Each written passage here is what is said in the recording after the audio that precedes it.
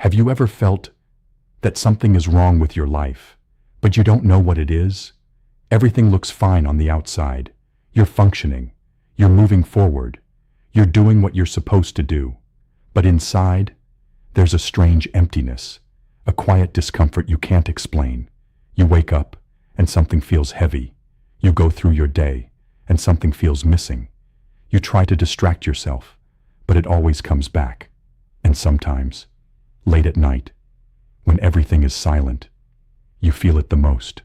That question, why do I feel like this? And the scariest part, you don't have an answer. Carl Jung once suggested that this feeling is not random. It is not weakness. It is not failure. It is a signal that something inside you is trying to be seen. From the moment you were born, you were not taught how to understand yourself. You were taught how to behave. What is right? What is wrong? What is acceptable? What is not?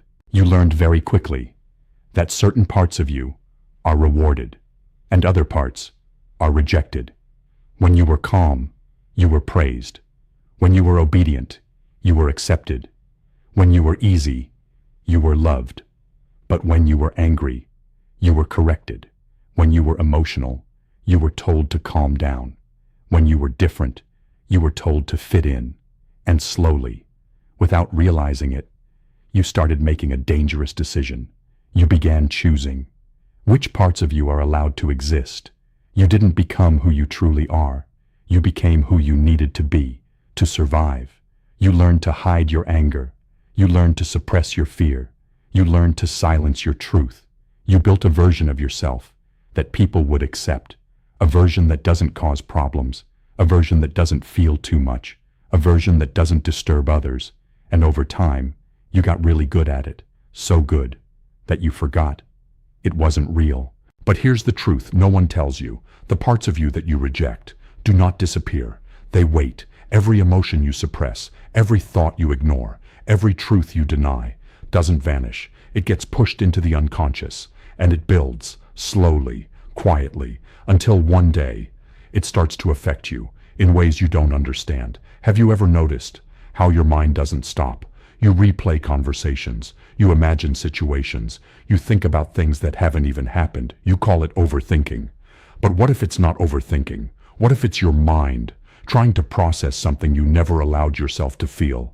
Because when you suppress emotion, it doesn't go away. It transforms. It becomes anxiety. It becomes tension. It becomes confusion. Your mind keeps thinking because something inside you has not been resolved. Now think about this. Why do certain people affect you so deeply? Why does one comment ruin your entire day? Why does one situation stay in your mind for hours? It's not just the situation. It's what it touches inside you. A wound, a fear, a hidden belief, something you've been carrying for a long time.